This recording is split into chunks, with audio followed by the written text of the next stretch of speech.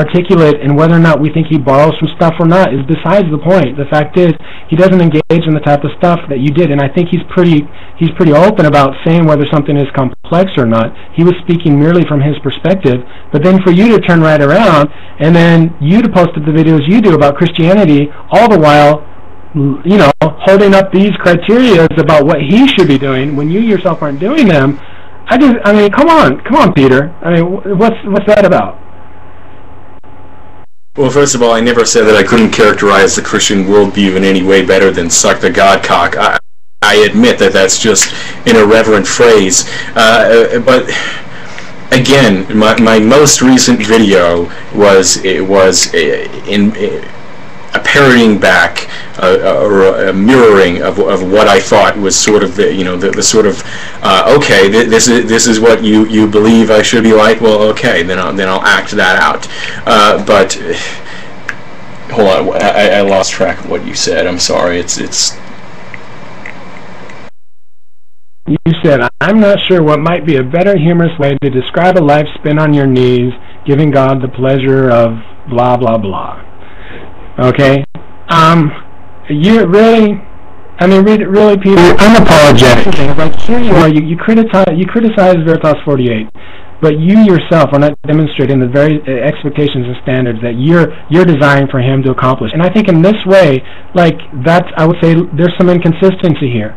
So in one sense, you know, you want him to give you something, but you yourself are not willing to demonstrate it in your own life in your responses to other people and their beliefs. But you want treatment for that with reference to your understanding of the way things are. I think it begins with the individual demonstrating it in their own life first. Well, in the very same video that you're reading the description from, I went on to unpack why I don't think that the explanation of a God-based meaning for life really stacks up, really, you know, makes our lives more livable or more meaningful in that actual video itself. You know, of course I could sit for 5 minutes and unpack the Christian worldview, but that wouldn't really be a phrase, and I think that's really missing the point. I'm willing to unpack and discuss what my points are if confronted on them, and the fact is that when actually brought up objections, and before I made this video, it was before Veritas's latest video, where in his latest video he did at least address some of the things that people were asking him about.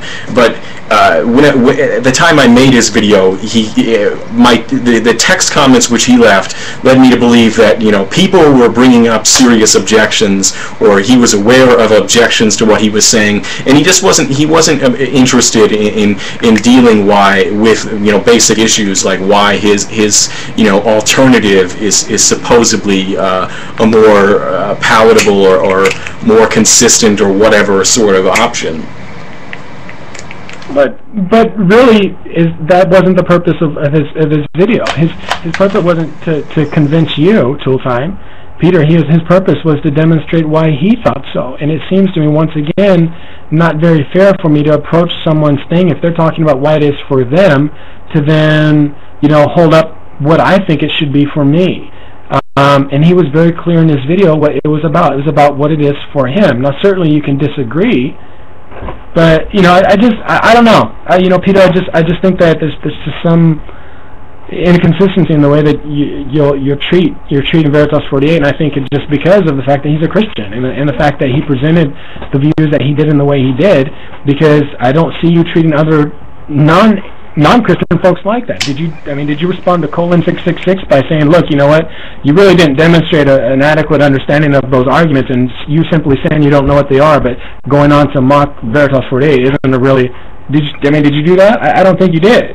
So once again, I'm questioning your consistency here.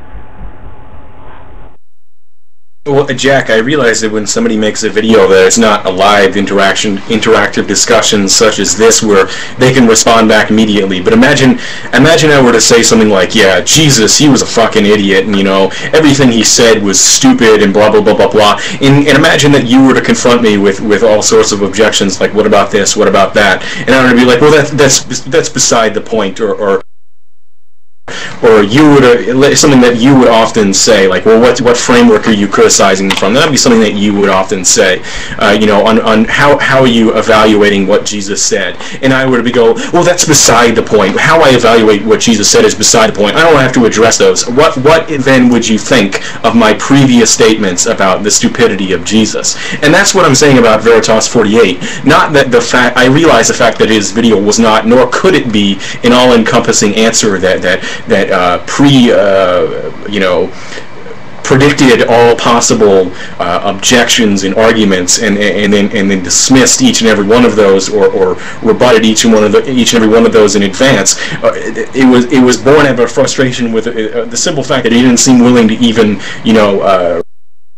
rebut objections when they were posed, and was just sort of dismissive of with various things like that's beside the point, or I guess how many people have shot themselves because of meaningless or things like that. And as far as Coughlin 666, I actually did think that in my head, but I don't even think that I left a text comment in the video. I mean, I'll go ahead and tell him that if you want, but. No, it doesn't matter. I mean, you did say this. You said Veritas says that attacks on theist arguments is insufficient, but he seems to utterly fail to grasp that if all theistic arguments fail to show compellingly that there's a God, then we have no reason to believe there is one. And then you go on to basically say, look, I've never heard a positive argument against the existence of unicorns. So by Veritas logic, I should believe in them.